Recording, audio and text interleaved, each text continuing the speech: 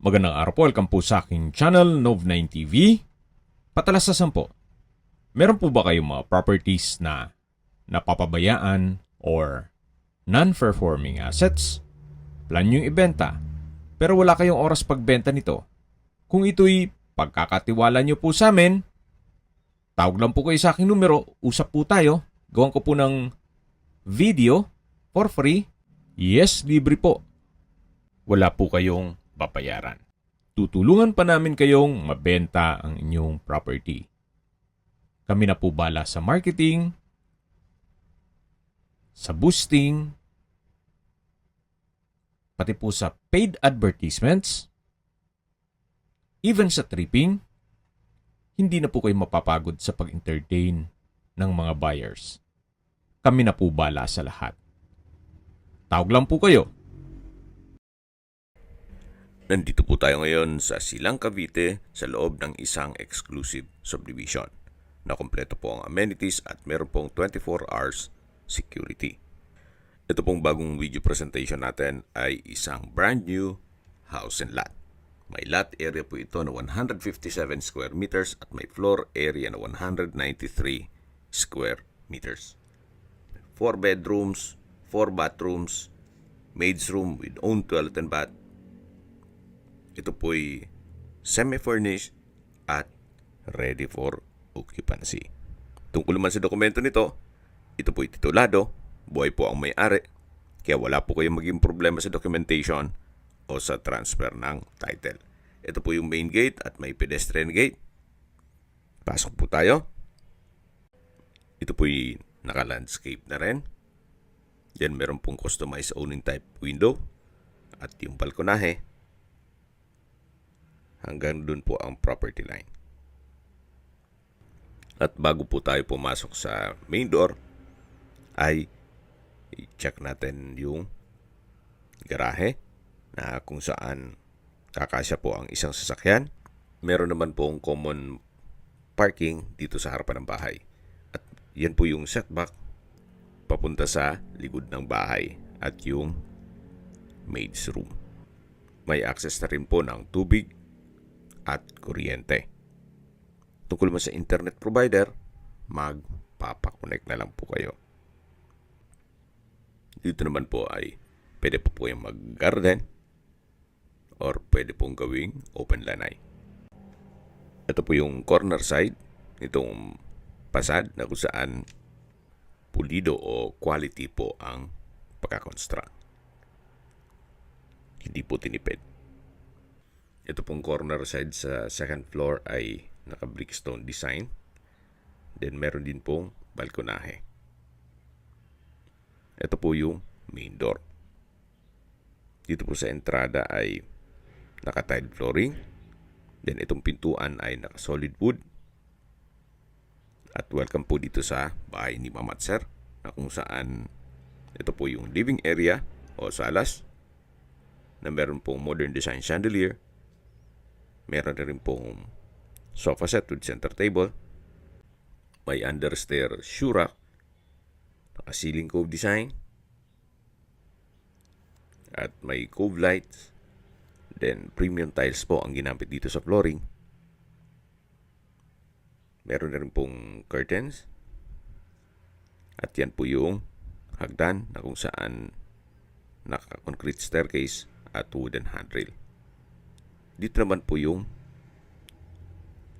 dining area at kitchen. Naka-tile flooring na rin po dito at ito po yung formal kitchen. Meron na rin pong refrigerator. Then may kitchen countertop, stainless sink with faucet, built-in gas range and range hood, modular kitchen cabinet, wooden shelf at storage ng kitchen utensils. Ito po yung access door na papunta sa maid's room. Meron po itong sariling toilet and bath at meron pong access door na papunta naman yan sa garahe. So nakabukod po ang entrada nitong maid's room. At may espasyo pa po dyan na pwede nyong gawing service area.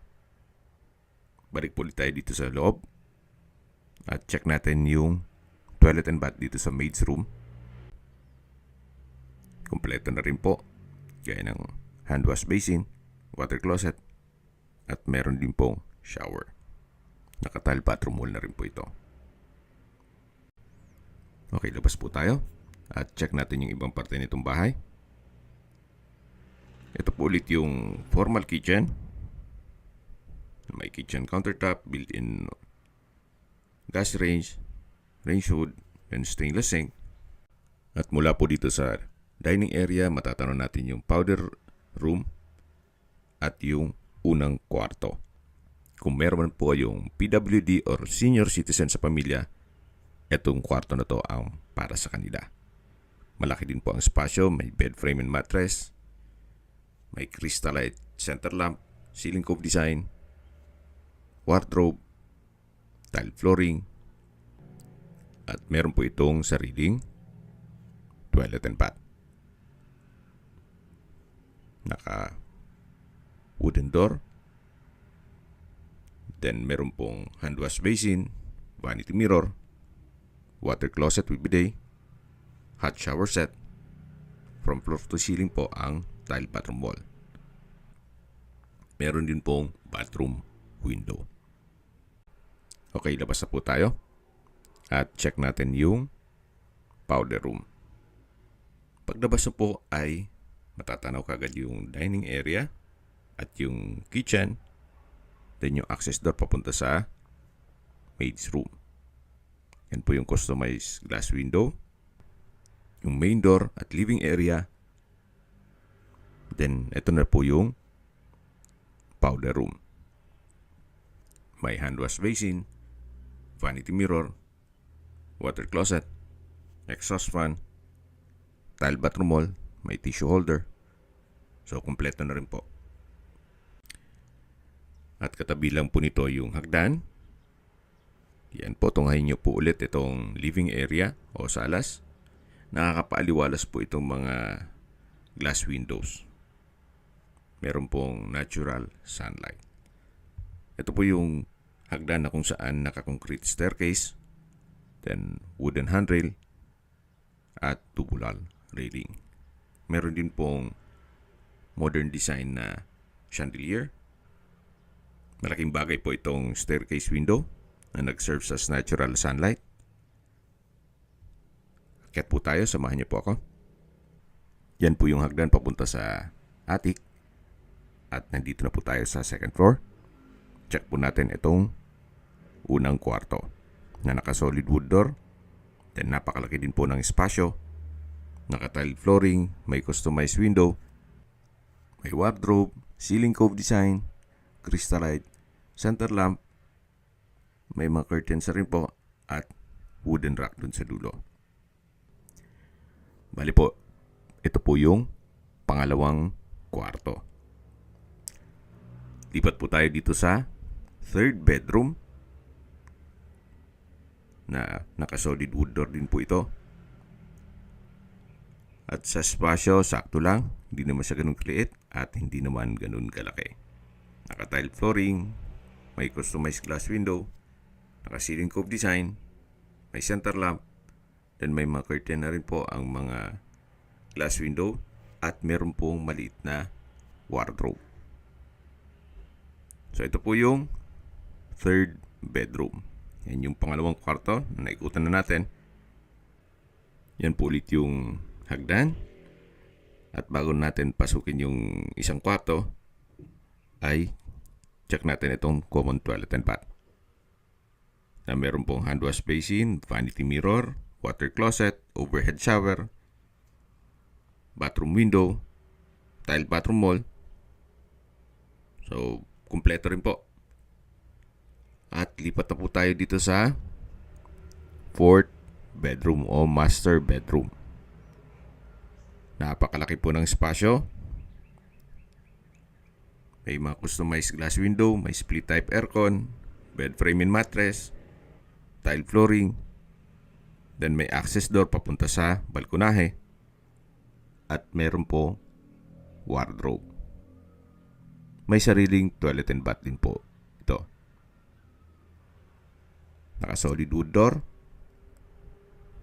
Then same setup lang. Malaking hand wash basin, vanity mirror, water closet, hot shower set, bathroom window, at from floor to ceiling po ang tile bathroom wall. Tunghayin niyo po ulit itong master bedroom na napakalik po ng espasyo. Ito po yung solid wood access door na papunta naman dito sa balkonahe o terrace na kung saan hanggang dito po sa dulo. Mapapansin niyo po, kahit po dito sa taas ay pulido po ang pagkagawa. Ito po yung naka-spandrel ceiling. Then, meron pong wall lamps. Naka-tile flooring na rin po dito sa balkonahe. At babalik na po tayo dito sa loob. Kung saan ito po yung master bedroom. Labas na po tayo. At check na natin yung attic. Napakaganda po ng disenyo nito na maximize nila yung spasyo. Kung big family po, pwede na po ito sa inyo. Dito po sa attic ay napakalaki din po ng espasyo. Pwedeng gawing another bedroom. Pwede pong gawing study room or office or stock room. Depende po kung anong magiging purpose nyo dito sa attic. Meron din pong chandelier. So, bababa na po tayo. Meron din pong owning type staircase window. At nandito na po tayo sa second floor. Meron pong 5-ring chandelier. Then, yan po yung tinutukoy ko na customized glass window dito sa staircase na nag-serve as natural sunlight. Then pagkaba po natin, nandito na po tayo sa may living area o salas na kung saan meron din pong sofa set, center table. Yan po'y freebies na ni owner. Then sa dulo po pala meron ding shoe rack dun sa may main door. Habang naglilibot po tayo, pag-usapan natin ang distance, location at travel time. Mula po sa Nuvali, ang distance is 3.3 kilometers at ang travel time is 7 minutes. Kompleto na po gaya ng malls, hotels, restaurants, banks, schools, church, mga business establishments at hospital. Yan po yung lagi kong binabanggit sa inyo na dapat nyo i-consider sa paghanap ng property, yung meron pong malapit na hospital. Hindi ko naman po sinasabing sakitin kayo. Yan naman po for emergency purpose lang naman. At mula naman po sa UST Santa Rosa Campus, ang distance is 14 kilometers at ang travel time is 26 minutes. Mula naman po sa Tagaytay, ang distance is 21.1 kilometers at ang travel time is 54 minutes. At mula naman po sa Calax, ang distance is 3.8 kilometers at ang travel time is 7 minutes. At kung manggagaling naman po sa Manila o sa airport, ang distance is 38.3 kilometers at ang travel time is 46 minutes. Opo, less than an hour, nasa Manila na po kayo. Ganun po kaganda ang lokasyon nitong property. Okay, sa presyo na po tayo. Binebenta po ito ni owner sa halagang 17.5 million pesos.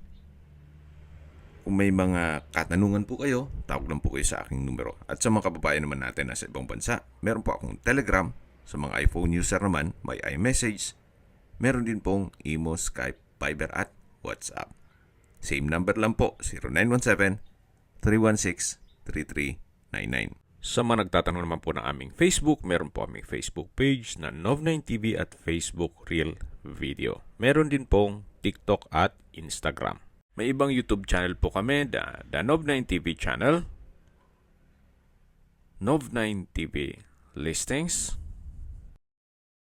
Nov9TV On The Spot, Nov9TV Updates, at Nov9TV House Rental. Sana po naibigyan nyo ang video presentation. Paki-like and subscribe na lang po sa aking channel para ma-update din po kayo sa aking future listings. Kung sakali po hanap nyo yung mas malaking sukat ng lupa, meron din po kami ibang listings na pwede nyong pagpilian. Huwag po kayong mag-atubiling tumawag sa amin. Then, let us know your budget para malaman namin kung anong property pwede naming ilog sa inyo. Sa lahat pong viewers, subscriber at nagtiwala po sa amin, salamat po sa suporta. Ingat po kayo lagi at yung pamilya. Maraming salamat po.